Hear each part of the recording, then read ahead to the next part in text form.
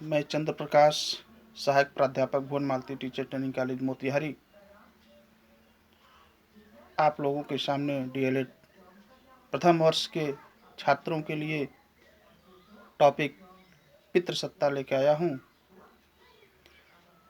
पितृसत्ता के अर्थ की बात करें तो पितृसत्ता वह सत्ता होती है जिस परिवार में मुखिया के रूप में पिता ही होता है। हमारे देश में आदिकाल से लेकर के आज तक पितृसत्ता चलता आ रहा है। मेरा देश पुरुष प्रधान देश है, जहाँ घर की जिम्मेदारी, प्रबंध तंत्र की व्यवस्था पुरुषों के ऊपर ही रहता है। इसलिए घर में एक मुखिया के रूप में, एक अधिकारी के रूप में, गार्जियन के रूप में पिता को ही माना जाता है। इसलिए हम पितृसत्ता कहते हैं। पितृसत्ता होने का कारण क्या है? क्यों पितृसत्ता हमारे समाज में, हमारे परिवार में चलता आ रहा है? बहुत सारे कारण हैं। उन कारणों के एक एक बिंदु पर हम लोग चर्चा करेंगे।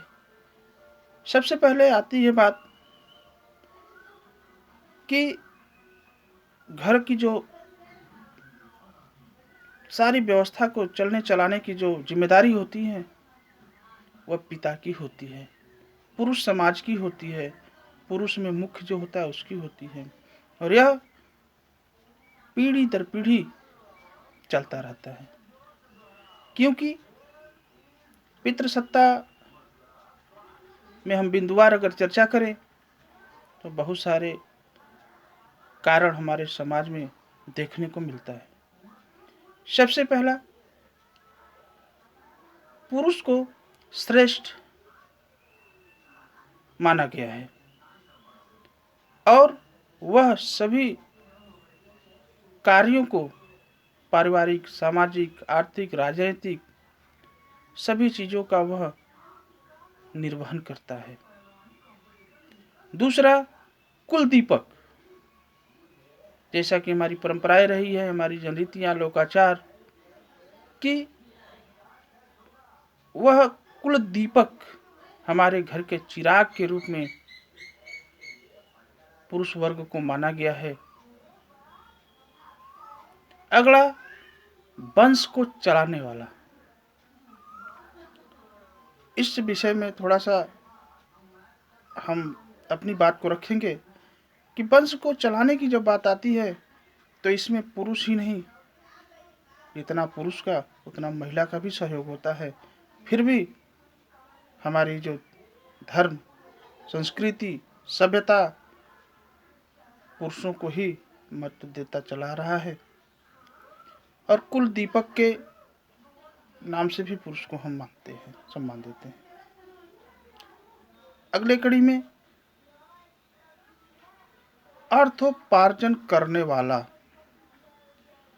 घर का जो भी पुरुष सदस्य होता है वो घर के अर्थ को पूर्ण करने हेतु वह कार्य करके अर्थ की व्यवस्था करता है। इसलिए पुरुष को ही प्रधान माना जाता है, पितृ को ही प्रधान माना जाता है।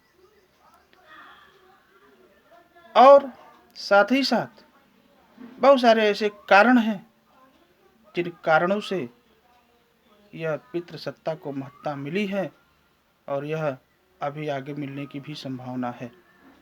अगर निवारण की बात करें तो हमें बहुत सारी चीज़ों पर ध्यान रखना होगा। पुरुष के ही साथ साथ हमको महिलाओं का भी ध्यान रखना है। महिलाओं को भी पुरुष के बराबर, पुरुष के अधिकार के बराबर महिलाओं को अधिकार देना है।